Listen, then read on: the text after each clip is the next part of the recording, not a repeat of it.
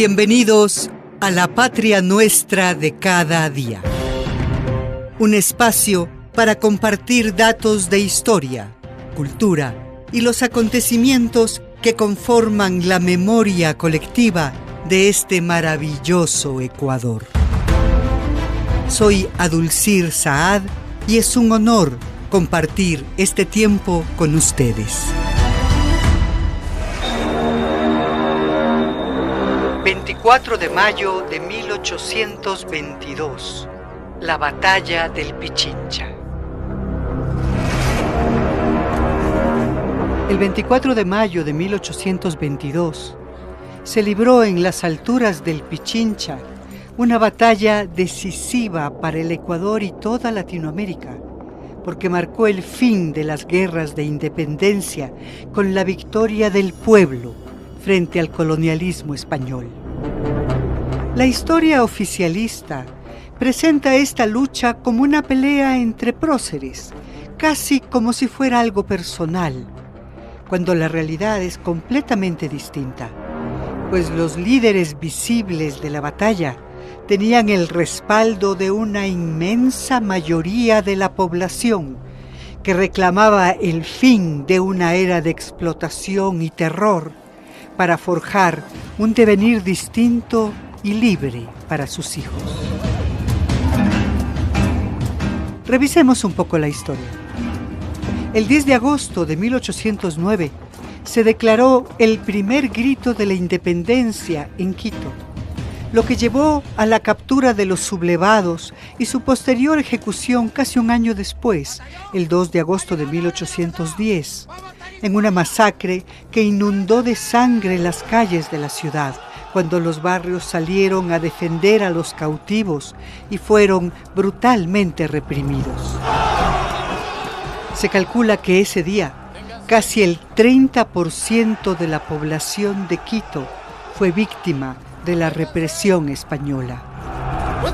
Este escenario sangriento motivó a Bolívar a declarar la guerra a muerte a los españoles que ocupaban nuestro continente, cuando dijo: en los muros sangrientos de Quito fue donde España, la primera, despedazó los derechos de la naturaleza y las naciones.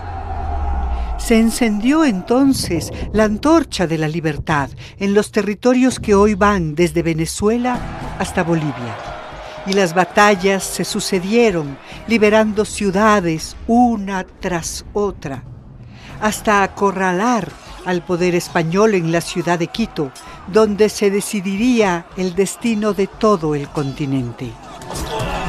Las tropas libertadoras que se acercaban a la ciudad estaban lideradas por el joven general Antonio José de Sucre, que con apenas 27 años de edad había librado ya 31 batallas en 12 años de guerra, siendo herido al menos 9 veces.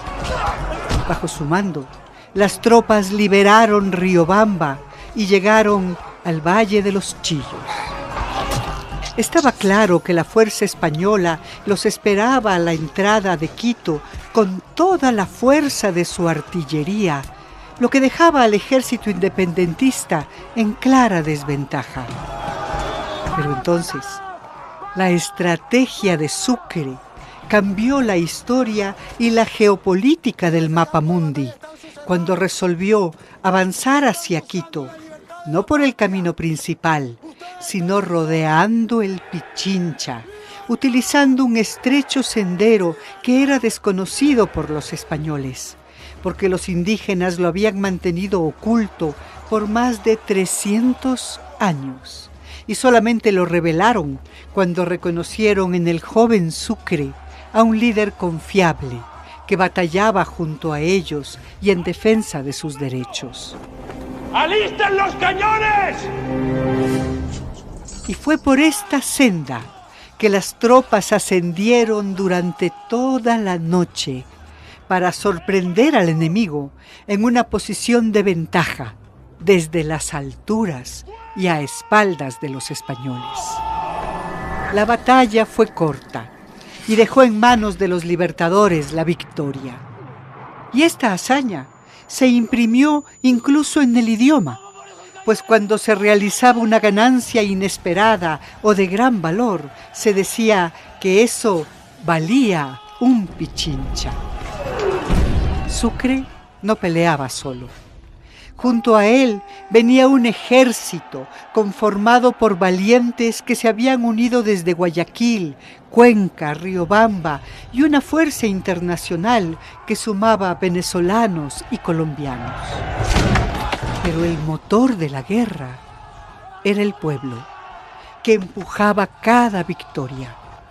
La tropa llana la conformaban pobladores, campesinos, indígenas y 1 millar de mujeres, a quienes denominaban guarichas, y que eran esposas, hermanas, enfermeras, cocineras y guerreras. ¡Batallón! ¡Ha llegado la hora de la verdad! ¡Vamos a hacer historia! ¡A la ataque! Esta victoria determinó el final de las guerras de independencia. Y en la ciudad donde todo había iniciado, en Quito, se firmaron las capitulaciones, es decir, los acuerdos de rendición. Terminaron así 3 siglos de sometimiento al colonialismo español, y la población enfrentaba un amanecer distinto, lleno de soberanía y esperanza. Por sus acciones, a Sucre se le confirió el título de mariscal y fue aclamado por el pueblo de Quito a cada paso. Pero los enemigos no habían sido vencidos del todo. Y poco después, Sucre fue asesinado por haber elegido el lado correcto de la historia, que es junto al pueblo y contra los explotadores. La batalla del Pichincha marcó un giro mundial. Pero desde entonces, la lucha por los derechos del pueblo ha continuado en otros escenarios, a veces con enfrentamientos directos y muchas otras ocasiones de manera velada, con el uso del poder para acallar las voces que reclaman justicia, libertad, soberanía y democracia. El 24 de mayo no es una fecha relegada a los libros de historia. Hoy, más que nunca, es una fecha vigente en la lucha popular por la dignidad.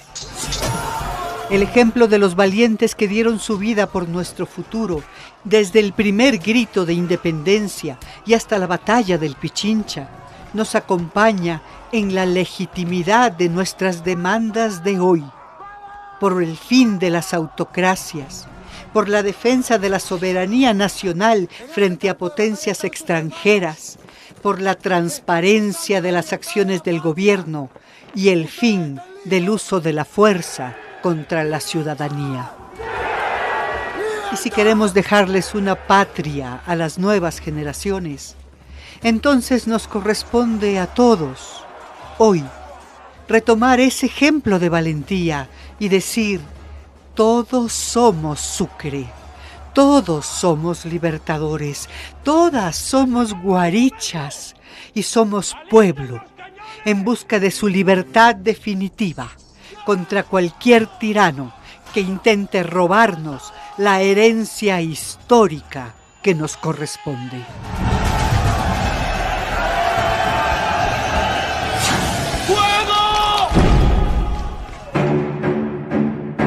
Gracias por habernos acompañado en esta Patria Nuestra de cada día. Un espacio para recordar quiénes somos, de dónde venimos y hacia dónde caminamos juntos. Hasta la próxima.